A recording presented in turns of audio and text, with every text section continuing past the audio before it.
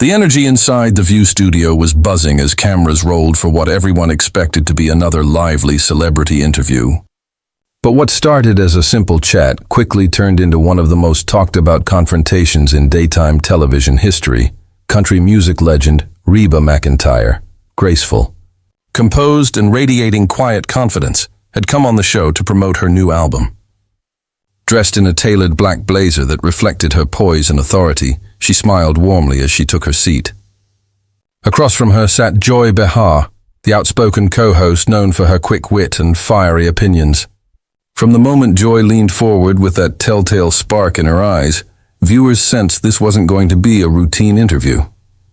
"So, Reba," Joy began with a polite smile that didn't quite reach her eyes.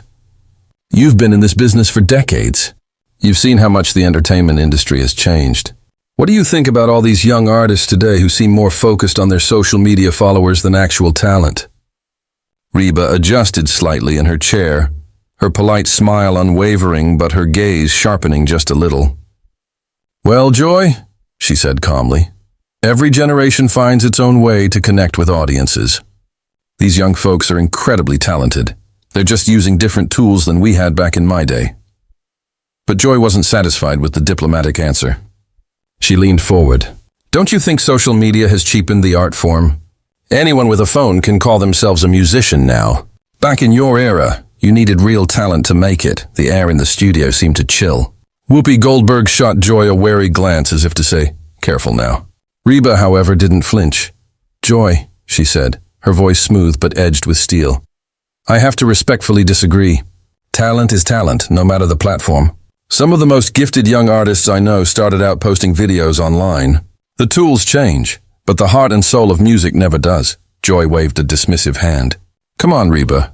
You can't seriously tell me some kid lip-syncing on TikTok has the same artistic value as what you built your career on. There's a difference between entertainment and art." Now even the other hosts looked uneasy. Sarah Haynes tried to interject, but Reba raised a calm hand. Her southern drawl deepened, a sure sign she was getting worked up. "Joy, I'm curious," she said, her tone polite but pointed. "Last I checked, you started as a comedian before you became a talk show host. And comedy, like music, comes in all kinds of forms, doesn't it?" The audience gasped. Joy straightened in her chair, visibly bristling. "Well, I never claimed to be an authority," she replied, her voice sharper now. "I'm just saying there's a difference between paying your dues and getting handed success because you went viral." "Paying your dues?" Reba repeated, her tone cooling to something dangerously calm. "Honey, let me tell you about paying dues. I started singing in honky-tonk bars when I was 16. If I made $20 a night, that was a good day. I drove thousands of miles in a beat-up car, slept in truck stops, and sang for crowds so small you could count them on one hand. So when it comes to paying dues, I reckon I know a thing or two." The audience erupted in applause, but Joy wasn't backing down. "I'm not questioning your dues, Reba," she shot back. "I'm talking about these new kids who get millions of followers overnight and suddenly think they're musicians." Reba leaned in slightly, her patience thinning. "And I'm telling you, that's not how it works. Those kids aren't just waking up famous. They're putting in 18-hour days, writing, recording, learning instruments, engaging with fans, and hustling every single day. Just because their grind looks different from yours doesn't mean it's not real." Whoopi tried to step in. "Maybe we should move on." But Reba wasn't finished. "No, Whoopi, let me finish," she said firmly, locking eyes with Joy. "I've been in this business over 40 years, and I've learned one thing. Respect goes both ways. I respect anyone who pours their heart and soul into what they do, whether they're performing at the Grand Ole Opry or singing to a camera in their bedroom." The crowd cheered again, sensing the tide had turned. Joy leaned back, her expression tight, realizing she may have underestimated her guest. "I'm just saying," she muttered. "There's something to be said for the traditional path, working with record labels, having professionals guide your career." Reba gave a dry laugh, one without a hint of humor. "Traditional path?" she said, tilting her head slightly. "There's nothing traditional about making it in music, Joy. It's hard work, heartache, and a whole lot of faith. The only thing that's ever stayed the same is the passion." As the segment wrapped, the studio fell into an uneasy silence broken only by applause. What was meant to be a simple interview had turned into a defining television moment, one that left Joy Behar visibly shaken, and viewers everywhere applauding Reba McEntire's grace, grit, and unshakable respect for the next generation of artists. The studio of The View had gone utterly silent. The usual laughter, chatter, and movement froze as Reba McEntire, calm but burning with conviction, leaned forward. Her eyes locked on Joy Behar. "Joy," she began, her southern drawl carrying both warmth and warning. "That traditional path you're talking about? It nearly killed my career 3 different times." The audience stirred. Reba's tone wasn't angry yet, but it carried the kind of truth that demanded silence. "I had record executives tell me I was too country for pop and too pop for country. I had producers who wanted to change everything about me, my sound, my look, even my name. The same traditional path you're romanticizing is the one that shut doors on more artists than it ever opened. It's the path that told countless talented people they weren't marketable enough, pretty enough, or trendy enough to be heard." Every camera in the room zoomed in. The control room must have been in chaos, half the producers panicking, the other half cheering. This was the kind of raw, unpredictable television that makes headlines. "These young artists you're dismissing," Reba continued, her voice gaining strength, "they're doing something we never could. They're taking control of their own destiny. They're writing their own songs, producing their own music, building their own fan bases, without asking permission from some executive in a suit who's never held a guitar in his life." Joy's face flushed crimson. Her attempt at a counterattack came out shaky. "But quality control, Reba. Doesn't quality control matter anymore?" Reba stood up. The audience gasped. Nobody stood up on The View. Even Whoopi raised an eyebrow. "Quality control?" Reba repeated, her voice calm but slicing through the air. "Are you seriously suggesting the music industry's so-called quality control has been working?" Joy blinked, caught off guard. "Because, honey," Reba continued, "I can name 100 awful songs that got radio play just because some executive thought they'd sell. And I can name 1,000 incredible songs that never saw daylight because they didn't fit some formula." The room was electric now. The tension was so thick you could feel it pressing against your chest. Joy tried to recover. "I think," she began carefully, "we might be talking about 2 different things here." "No," Reba said sharply, still standing tall. "We're talking about the same thing. Respect. Respect for artists. Respect for hard work. And respect for the fact that real music doesn't come from following a predetermined path. It comes from the heart." The camera caught Joy opening and closing her mouth like she was searching for air. She wasn't used to being on the receiving end of a verbal takedown, and certainly not from a guest as composed as Reba. But then, something completely unexpected happened. Joy slammed her hand on the table, the sound echoing like a gunshot. "You know what, Reba?" she snapped. "Maybe the problem isn't with young artists. Maybe the problem is with established artists who can't handle honest criticism." The words hung in the air like smoke after an explosion. You could have heard a pin drop. Reba's eyes widened, not in shock, but in the kind of quiet fury that makes everyone instinctively lean back. "Excuse me?" she said softly. Her voice was dangerously calm, the kind of calm that comes before a storm. "Are you suggesting I can't handle criticism?" "Well," Joy said, doubling down despite the silent pleas from her co-hosts, "you seem pretty defensive over a simple observation about the music industry." Whoopi tried to cut in, gesturing frantically to producers off camera, but Reba raised a commanding hand. The authority in that gesture stopped everyone cold. "Simple observation," Reba repeated, her voice rising.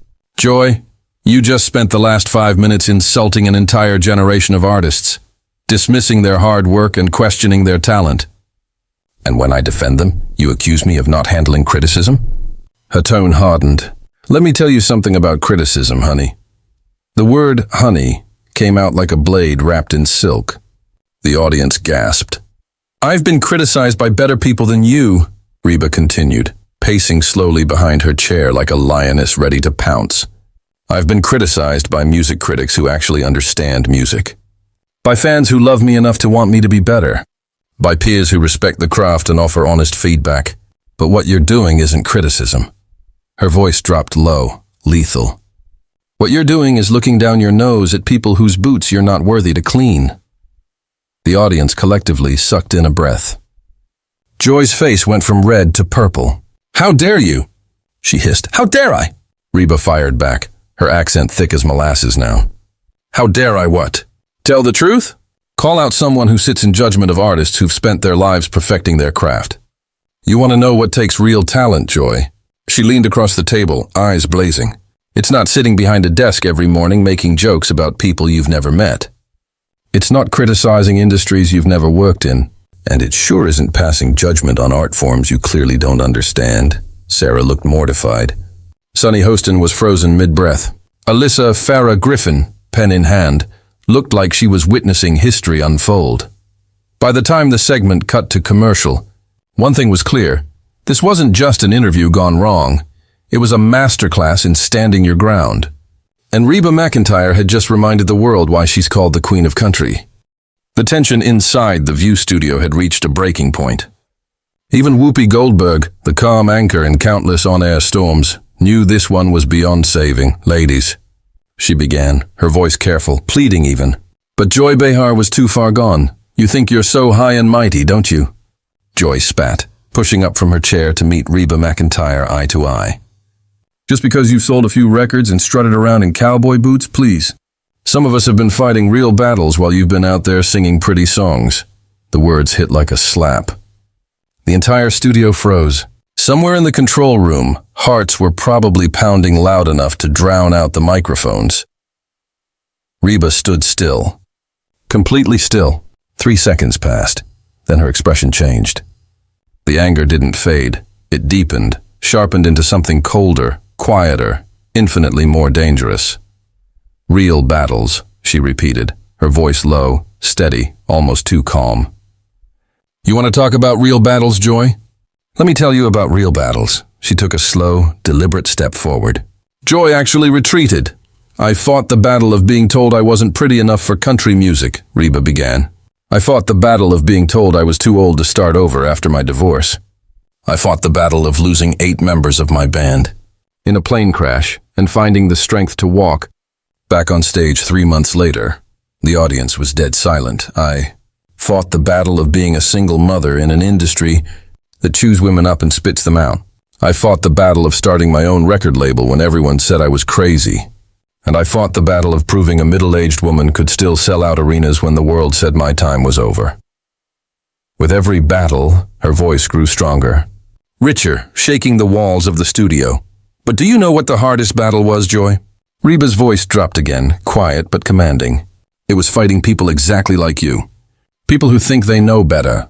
People who believe success should come with an apology. People who think that because they have a microphone, they have the right to tear down what others have built." Joy opened her mouth. But Reba wasn't finished.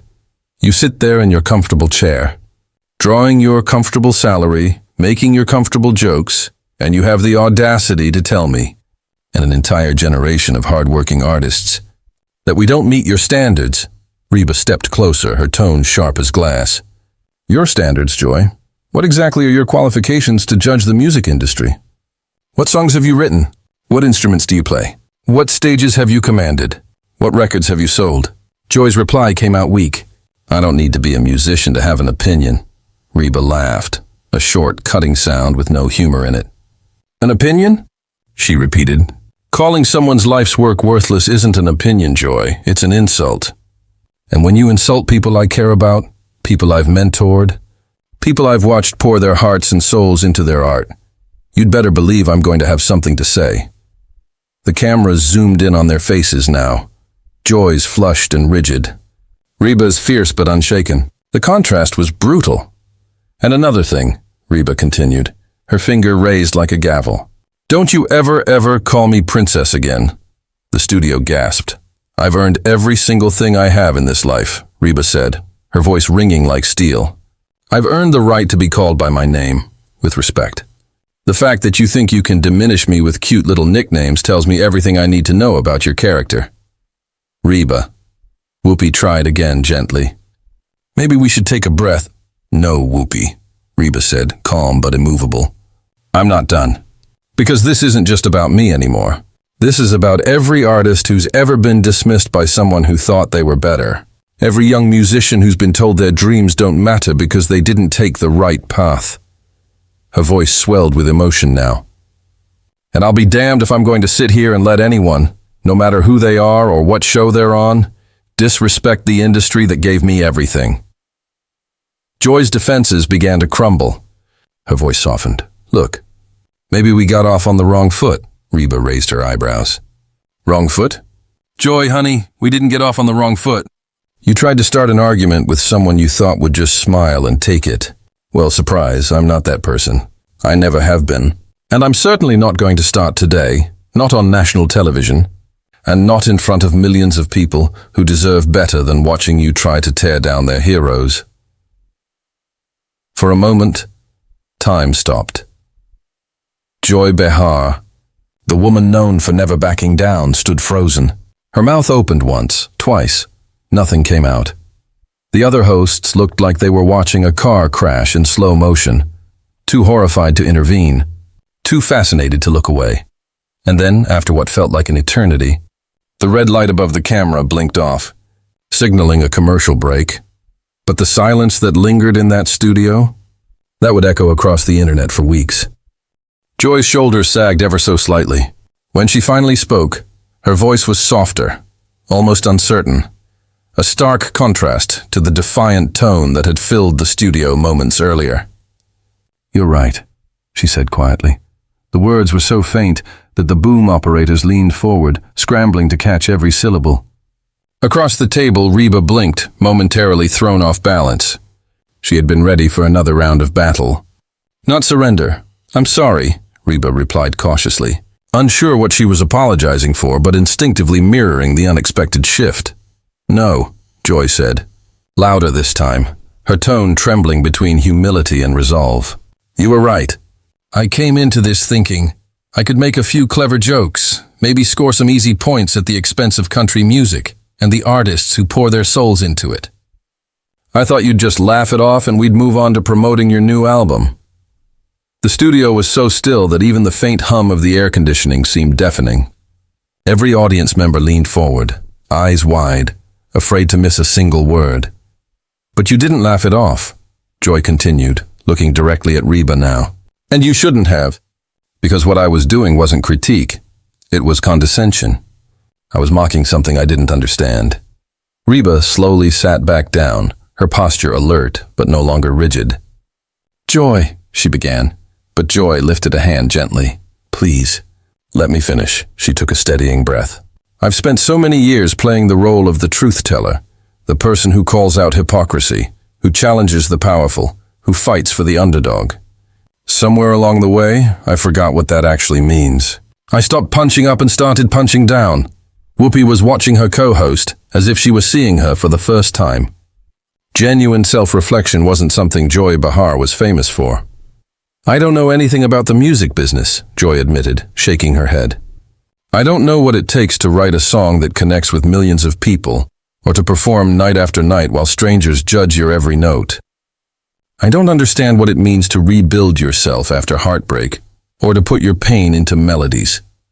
I was talking about things I have no right to talk about, and worse, I dismissed the people who do. Reba's expression softened, the steel in her gaze giving way to empathy. Joy, everyone's entitled to their opinions about music. That's not what this was really about. Yes, it was, Joy said firmly. It was exactly about that. It was about respect, and I failed at that. I disrespected you. I disrespected the artists out there working their hearts out. And I disrespected the people watching who love those artists. That's not opinion, that's arrogance. The tension that had gripped the room began to dissolve. Sarah N. looked visibly relieved, even teary. You know the funny thing? Joy went on, a small, rueful smile appearing on her lips. My own daughter loves so many of these young artists I make fun of. She's always sending me videos of kids teaching themselves guitar on YouTube, or songwriters bearing their souls online. And I'm always amazed. I say things like, wow, that's incredible. But then I go on television and sound like the cranky old lady complaining about kids these days. Reba laughed softly, the first real smile she'd shown all day. Joy, There's nothing wrong with being skeptical about change, she said. We all struggle with that. But there's a difference between skepticism and dismissal. And I crossed that line, Joy admitted, nodding. Multiple times. The princess comment? Way out of line. You're a legend, and you've earned every bit of respect that comes with that title. Especially here, on this show. Reba leaned forward, her voice warm now. You know what, Joy? Maybe I got a little carried away too. I could have made my point without all the fire, Joy chuckled, shaking her head. Are you kidding? You were magnificent. I haven't been put in my place that hard since my mother caught me lying about doing my homework in 3rd grade. And just like then, I deserved every word, the audience exhaled, laughter rippling softly through the studio. Shoulders relaxed, smiles returned. But here's what I really want to know, Joy said at last, settling comfortably back into her chair. Tell me about these young artists. Who should my daughter, and maybe even I, be listening to? Reba grinned, her earlier fire replaced by warmth and camaraderie. The tension that had once filled the air was gone, replaced by something else entirely. Connection. And just like that, what had begun as a televised confrontation transformed into something far more powerful, a genuine conversation about humility, respect and the ability to learn, even live on national television. Joy leaned forward, her tone no longer sharp but genuinely curious. Help me understand what I'm missing, she said. Because clearly I'm missing something important. Reba's expression softened instantly. The anger and tension that had crackled around her moments earlier melted away, replaced by the quiet fire that had made her a legend.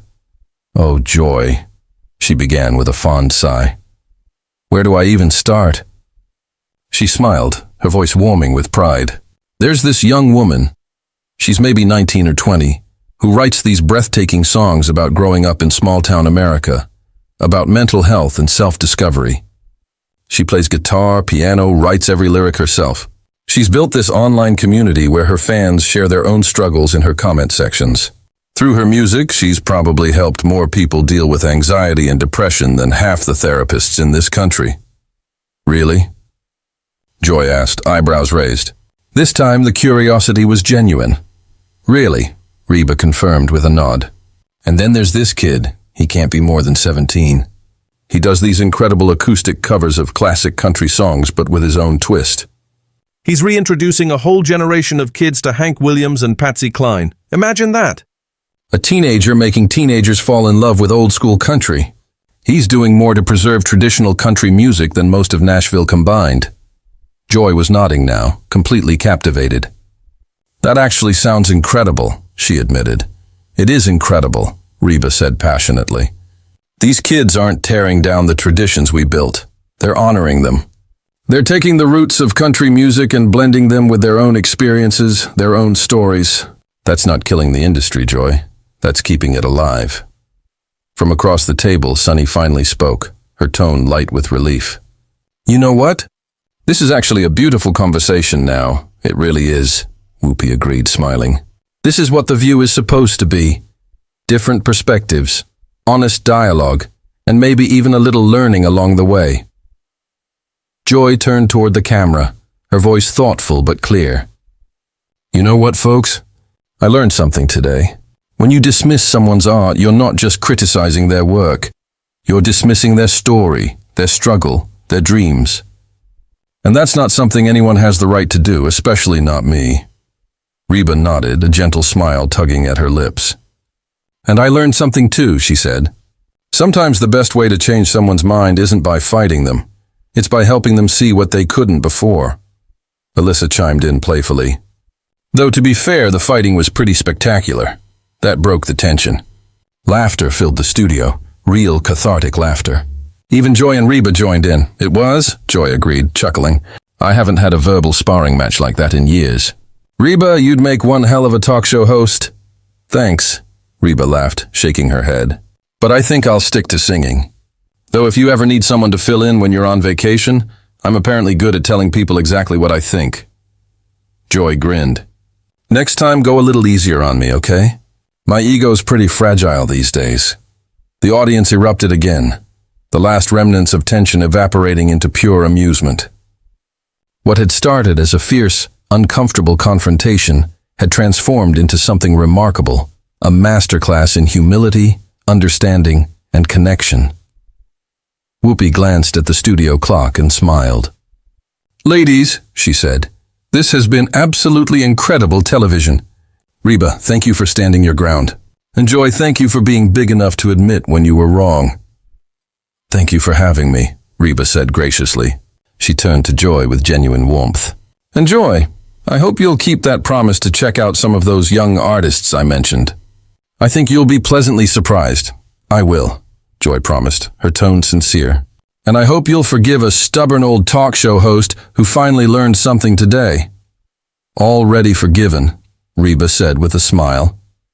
As the show wrapped, cameras caught the two women still talking animatedly, Joy jotting down notes on her phone as Reba recommended artists, songs, and stories to explore. The transformation was stunning. What began as one of the most explosive on-air clashes in View history had ended in laughter, respect, and even friendship. The closing music began to play, but the conversation between the two women continued quietly in the background. A reminder that even in a world of hot takes and quick tempers, sometimes all it takes to bridge a divide is a little humility and a willingness to listen. And as the credits rolled, one question lingered for viewers everywhere. Did Joy Behar deserve the verbal beatdown Reba McEntire delivered? Or did both women end up handling it perfectly in the end?